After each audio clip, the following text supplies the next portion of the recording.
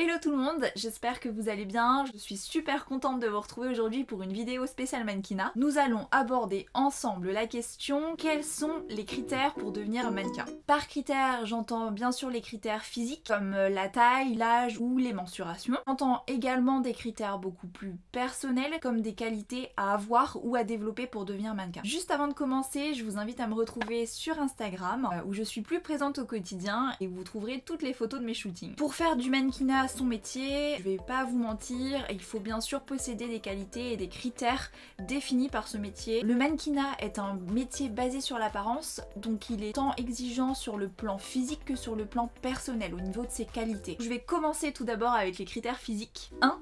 Les critères physiques.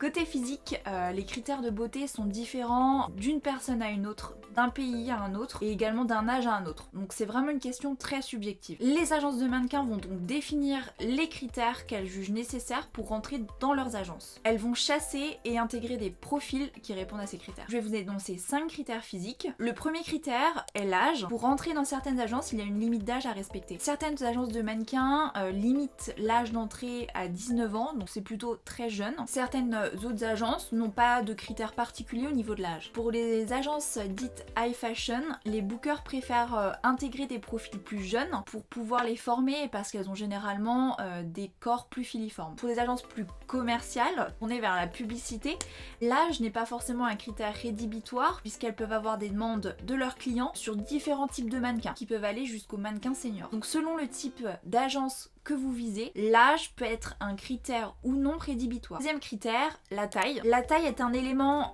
très important puisque les mannequins doivent faire généralement plus d'1m72. Là encore, les agences de type high fashion vont préférer des mannequins plus grandes, donc plus d'1m72, tandis que les agences plus commerciales vont être moins regardantes de ce côté-là. Troisième critère, les mensurations. Alors là, toutes les agences de mannequins dans lesquelles vous allez postuler vont vous demander vos mensurations. Les mensurations idéales pour une femme sont 90, 60, 90. Mais là encore, il n'y a vraiment pas de mensuration ou de poids obligatoire pour entrer dans une agence de mannequin. Ce qui compte beaucoup plus, c'est les proportions et l'homogénéité de votre corps. Certains jobs, les formes sont plus appréciées, je pense notamment aux jobs lingerie, et on voit aussi de plus en plus l'émergence de mannequins plus size. Donc vous l'aurez compris et j'insiste là-dessus, les mensurations ne sont pas un critère vraiment déterminant, ce qui compte c'est plus l'homogénéité de votre silhouette. Quatrième critère physique, par atout physique j'entends notamment la peau, puisqu'avoir une belle peau peut vous ouvrir plus de portes au niveau beauté. De beaux cheveux également peuvent vous ouvrir les portes des marques de coiffeurs, et des atouts physiques, notamment avoir de très belles jambes, de très belles mains,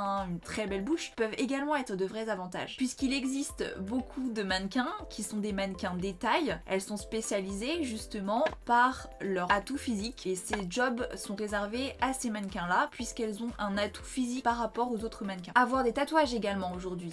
Des tatouages, des piercings est très recherché par certaines agences. Ce sont généralement des agences qui recherchent des profils atypiques et hors normes. Donc un atout physique qui peut être une partie de votre corps, des tatouages ou des piercings comme je vous l'ai dit tout à l'heure, peuvent vraiment être des atouts dans le milieu du mannequinat. Maintenant, le cinquième critère physique, j'ai classé la photogénie dans les critères physiques. Qu'est-ce que c'est que la photogénie? Pour vous l'expliquer, je vais vous prendre une définition d'un dictionnaire. C'est une personne dont la reproduction photographique produit un certain effet esthétique. En d'autres termes, la photogénie, c'est si vous réagissez bien ou non à la lumière quand vous êtes prise en photo. Voilà. Donc pour le savoir, le mieux c'est d'essayer directement avec un photographe. De là vous pourrez vraiment savoir si vous êtes photogénique. Vous ne pourrez pas savoir si vous êtes photogénique avant d'avoir essayé avec un vrai photographe. Il y a un vrai travail de lumière qu'il va justement pouvoir ajuster en fonction de vous. Lorsque vous allez envoyer votre book à des agences ou à faire des tests agences, c'est là que les bookers pourront vraiment voir votre photogénie. Donc voilà pour le dernier critère physique. Comme je vous disais dans ma première vidéo, je vous invite vraiment à envoyer vos photos à différents types d'agences. Type high fashion ou encore plus type commercial. Deuxième partie, les qualités personnelles. Dans cette partie, j'ai mis les qualités à avoir ou à développer pour devenir mannequin. Donc pour la première qualité, j'ai noté le caractère combatif. Pourquoi un caractère combatif? Je vous dis ça parce que en casting, vous pouvez des fois vous retrouver dans la même salle d'attente que 20 à 30 autres mannequins. À ce moment-là, ça sert vraiment à rien de se comparer. Il faudra juste donner son maximum lors du casting. Si vous avez eu ce casting, c'est que vraiment vous avez toutes vos chances d'obtenir ce job. Être retenu à à la suite d'un casting est une question de préférence de la marque à un instant T. Cela ne veut pas dire qu'elle vous reprendra pas par la suite. C'est d'ailleurs ce qui m'est arrivé avec une marque l'année dernière. Pour le premier casting, je n'avais pas été retenue, tandis que le deuxième casting pour la même marque, j'ai obtenu le job. Ah oui, un autre élément qui rentre dans le critère un peu combatif et surmonter les échecs. Une fois que vous passez un casting, il faut plus y penser. C'est un conseil qu'un mannequin m'avait donné lors de mon premier casting. Il faut vraiment donner le meilleur de soi-même lors du casting et vraiment ne plus y penser après.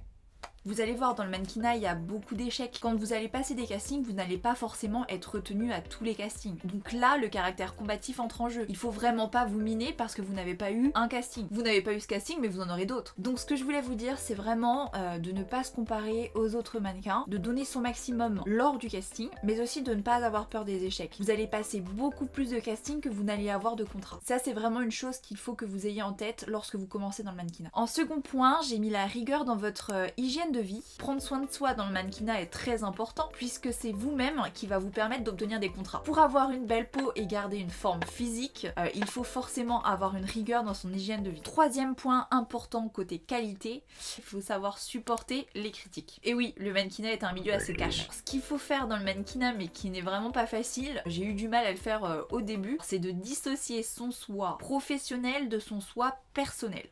Vous voyez ce que je veux dire ? En fait, ce que je veux dire par là, c'est que vous pouvez des fois avoir des critiques sur votre façon de marcher, votre manière de poser, des choses comme ça. Il faut vraiment pas que vous le preniez pour vous, votre vous personnel. Il faut vraiment que vous identifiez la partie professionnelle de la partie personnelle. Le quatrième point en termes de qualité, j'ai mis la patience. La patience parce que dans le métier du mannequinat, au final, vous allez de temps en temps attendre et encore attendre. Vous pouvez attendre la mise en place du défilé. Si vous shootez avec d'autres mannequins, vous pouvez aussi attendre votre tour quand les autres mannequins shootent. C'est vrai que la patience est une qualité vraiment essentielle pour le mannequinat. Pour la cinquième qualité, j'ai noté la confiance en soi. Lors d'un job, des fois, vous pouvez vous retrouver la seule mannequin à justement faire une journée entière avec une équipe complète. Vous pouvez vraiment vous retrouver avec des équipes de plus de 10 personnes et être vraiment le centre de l'attention pour le coup. C'est là que la confiance en soi dans ces moments-là entre en jeu. Plus vous allez faire de shooting, plus votre confiance va augmenter, c'est un peu un cercle vertueux. Donc vraiment, n'hésitez pas à faire de plus en plus de shooting et comme ça vous serez vraiment plus à l'aise lors des jobs. La dernière qualité que j'ai notée qu'il faut vraiment avoir, c'est le professionnalisme. Alors n'oublions pas que le mannequinat est un métier, donc le professionnalisme est de mise. Le dynamisme, la ponctualité, les qualités relationnelles, c'est vraiment des points qui sont importants dans le milieu du mannequinat. Pour votre début de carrière, mais également pour pouvoir justement avoir une carrière assez remplie. Donc voilà, c'est les éléments que j'ai sélectionnés pour vous concernant les critères pour devenir mannequin. En tout cas, j'espère que la vidéo vous a plu et qu'elle vous a donné des conseils pour le milieu du mannequinat. N'hésitez pas à mettre un pouce en l'air si la vidéo vous a plu, à vous abonner pour pouvoir suivre mes prochaines vidéos et à me dire en commentaire les sujets que vous souhaiteriez que j'aborde. Alors je vous dis à tout bientôt, prenez bien soin de vous. Bisous, bye bye.